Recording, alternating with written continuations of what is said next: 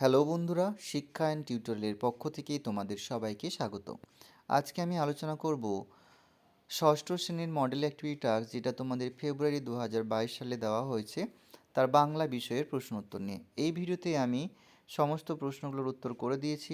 তার প্রশ্ন উত্তরগুলো কী হবে সেগুলো নিচে করে দেখিয়ে দিয়েছি, তোমরা দেখতে থাকো। আমি যেভাবে তোমরা পরীক্ষায় লিখবে সেভাবে করে দিয়েছি, সেইভাবে তোমরা খাতায় সুন্দর করে লিখে স্কুলে জমা দেবে। একের দাগের এক, শ্যামল গঙ্গোপাধ্যায়ের জন্ম। উত্তর লিখবে কয়ের দাগের অপশনটি 1933 সালে। একে দুই, মাস্টারমশাই বিভীষণ দাস যে পাখির কথা বলেছিলেন। উত্তর হবে ক্ষয়ের দাগ এমু। একের তিন, শঙ্করের স্বপ্নে দেখা এমু পাখি যে গাছের ডালে এসে বসেছিল, সেটা উত্তর হবে সবেদা। দুইয়ের দাগ, নিচের প্রশ্নগুলির একটি বাক্যে উত্তর দাও। দুইয়ের একের প্রশ্ন আছে অভিমন্যু সেনাপতিকে। উত্তর লিখবে শ্যামল গঙ্গোপাধ্যায়ের লেখা সেনাপতি শঙ্কর গল্পে শঙ্করের বাবা হলেন অভিমন্যু সেনাপতি। দুইয়ের দুই, শঙ্কর কোন স্কুলে পড়ে। উত্তর লিখবে শ্যামল গঙ্গোপাধ্যায়ের লেখা সেনাপতি শঙ্কর গল্পে শঙ্কর আকন্তবাড়ি স্কুলে পড়ে। দুইয়ের তিন, বলি এটা কি 55 অপেরা পেয়েছো? কে এ কথা বলেছেন? উত্তর লিখবে উদ্ধৃত অংশটি শ্যামল গঙ্গোপাধ্যায়ের লেখা সেনাপতি শঙ্কর গল্প থেকে নেওয়া হয়েছে। বিভীষণ দাস শঙ্করকে এ কথা বলেছেন। পরে তিনের দাগের প্রশ্ন দিয়েছে, নিচের প্রশ্নগুলির সংক্ষিপ্ত উত্তর দাও। তিনের এক, চমকে উঠল ছেলেটি। কে চমকে উঠেছে? তার চমকে ওঠার কারণ কি?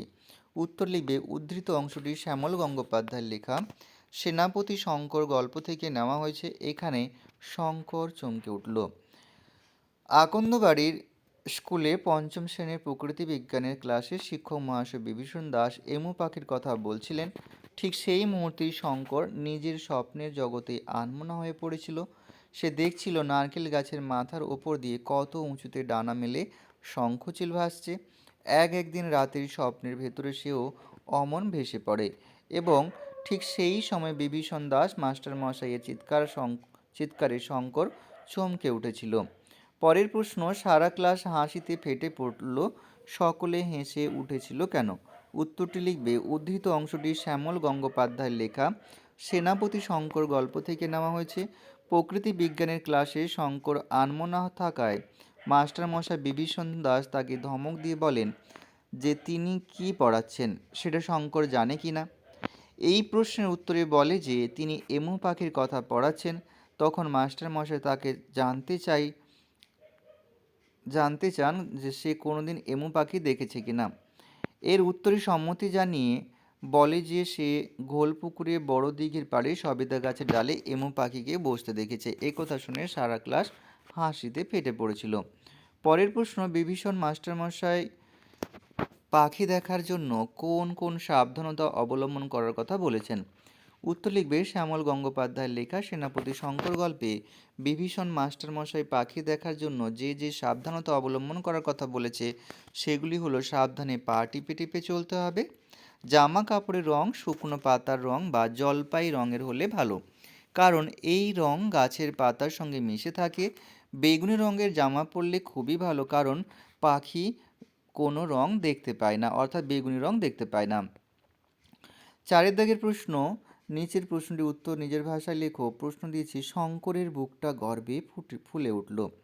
শঙ্করের গর্বিত হওয়ার কারণ শঙ্কর সেনাপতি রচনাংশ অনুসরণে বুঝিয়ে দাও। উত্তরটি লিখবে উদ্ধৃত অংশটি শ্যামল গঙ্গোপাধ্যায়ের লেখা সেনাপতি শঙ্কর গল্প থেকে নেওয়া হয়েছে। এখানে পাখি দেখার জন্য শিক্ষকের উপদেশ অনুযায়ী সাবধানে পা টিপে টিপে চলতে হবে, জামা কাপড়ের রং শুকনো পাতার রং বা জলপাই রঙের হলে ভালো, কারণ এই রং গাছের পাতার সঙ্গে, দুবার পাতা আছে একবার লিখবে, পাতার সঙ্গে মিশে থাকে। বেগুনি রঙের জামা পরলে খুবই ভালো, কারণ পাখি বেগুনি রং দেখতে পায় না। বিভীষণ মাস্টার মশাই শঙ্করকে বলেছিলেন গাছে গাছে ঘোরার কথা, এটা বৈষ্ণব হবে। অনেক পাখি দেখার কথা বলেছিলেন, যত পারবে চোখ খোলা রেখে এই পৃথিবীর সব পাখি গাছপালা দেখতে। এটা শুনে শঙ্করের বুকটা গর্বে ফুলে উঠেছিল। এখানেই ভিডিওটি শেষ করছি। ভিডিওটি ভালো লাগলে একটা লাইক দিয়ে বন্ধুদের মধ্যে শেয়ার করতে থাকো। আমাদের চ্যানেলে নতুন হলে অবশ্যই চ্যানেলটি সাবস্ক্রাইব করে আমাদের সাথে যুক্ত থেকো। সবাই ভালো থেকো। এখানেই শেষ করছি।